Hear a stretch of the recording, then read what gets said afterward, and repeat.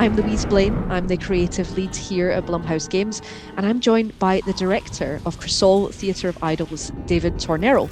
Hi, David. I'm excited to go through some Crisol with you today. Hi, Luis. I'm so excited to bring to the player another piece of Crisol. So let's do it. Yeah, let's do it. This will be really exciting because people haven't seen this much gameplay before. So if you take us in. Yeah, we are here. This is an early part of the chapter 1. It's a new biome that is called the Barns. So it's totally different from other environments that the people saw. And this is still early in the game, right? Yeah, it's not the beginning, but it's so early in the game for sure. It's, as I said, in the early part of the chapter 1. What I love about this especially is that what we're seeing just now is a blood memory, because everything in Crisol is about our blood, right, David? We reload with our blood. Gabrielle experiences things through blood. So when you brought these blood memories to life, what did you really want this to do? Not only to use more the blood mechanic, that it's one of the most important things in the game. It's more to bring the player another way to understand the lore of the game without reading too much. I prefer to show them at least or memories or histories from Tormentosa and from Crisol. So this is why we decide to use these blood memories instead of tons of documents that normally anybody read it. And what people also just saw is, as Gabrielle, you absorb the corpses around. So while you've got Plasmarine, which will give you life and will give you ammunition, you're also using the corpses around to kind of fill up your health. Yeah, it's something interesting. It's as you said, Gabriel needs to recover the blood because he used blood as a ammo. So it's important to him to recover that blood that he lost in combat. And an interesting way to do it is that you can absorb the corpses that are scattered from around all the town, or you can pick these syringes full of blood if you don't want to recover your blood in that specific moment. Now, I think this is where people have seen the Astyados before, but I never get tired of hearing about them. Can you tell me a little bit about the kind of history of these for you and why they're so scary? These statues are typical from the Spanish folklore, the Catholic in specific, because normally here in Spain we use this technique to represent some religious icons. And of course, they are so terrifying, not only in the game, in the real version, are not so pleasant to see it. They are so scary, and this is when I see it. These statues, when I imagine that one as an enemy. So that was the main inspiration for the Astillados. That Astillados means like splinters, because they are made of wood. We have different types of them. They are the main enemy of the game, and we have, as you see, the ones with the crossbow. We have another with forks and with another weapons with different behaviors to try to make it more interesting than having only one type of them.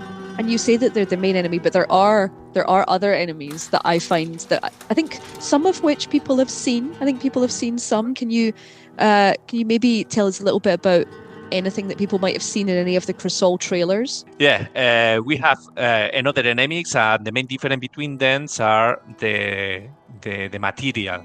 As I said before, the Astillados are made of wood, and we have another made of stone. Others are made of stained glass, even another materials like oil painting. We try to give them this specific or difference between them, and of course they have totally different behaviors between them. Some can fly, some are so tanky that can crush you in one hit.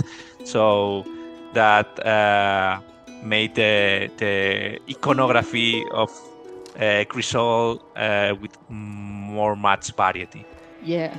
And I think what's cool about especially the Astillados, you're saying that the splinters and wood, is the fact that when people we all love to shoot heads in games, right? We all love to shoot heads, but if you shoot the head off the Astillero, the body just keeps coming, which I think is one of my favorite things. Or if you shoot the legs, then the rest of the body keeps coming. So they are relentless when it comes to attacking you.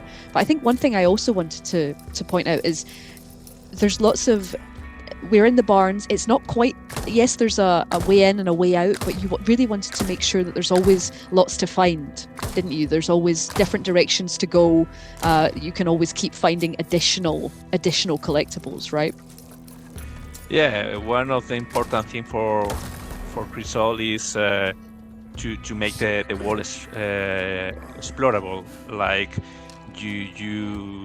we want to reward that kind of players. If you explore the town, you will find so many secrets, because at the end the town itself, it's like another character. We don't want the environment be so like static or only a beautiful scenographies. We want to make part of the gameplay. So if you explore, you will discover not only the main lore of Tormentosa, you will discover another resources that will make your adventure more easy than if you are like this kind of rush player that want to finish it so quickly. So we try to encourage the player to explore. Yes, so you'll be rewarded, and there's definitely multiple ways you can be rewarded that way. But I think one of the big ways is if you're collecting coins, then you can take them to the shop and you can upgrade the much needed upgrades to your guns, but also skills as well. So I think that's something I wanted to ask you about is how did you survival horror? You never feel really, really powerful. That's something that we don't always feel in survival horror. So when you were thinking about the skills, how did you plan those out? In that game, you are a little more powerful maybe than others because you have a plenty of weapon and resources, but as your blood is your main resource, even if you are so powerful, you will lose even if you win. So to try to compensate that, you will have these skills that some of them will help you to recover the blood in different ways, not only absorbing corpses. Maybe you will have lifesteal or less damage from the enemies. Even you can shoot through two enemies or pierce the enemies with a special shot. We want to bring them a different ways to play Crisol too, and this is where the skills are so important. But yes, you need to find all these coins and crow relics and all the stuff that you need to exchange for these skills. So it's important to explore, as I said before, if you want to be more powerful in Crisol, because the enemies will be more powerful in each chapter. So you need to scale at the same way.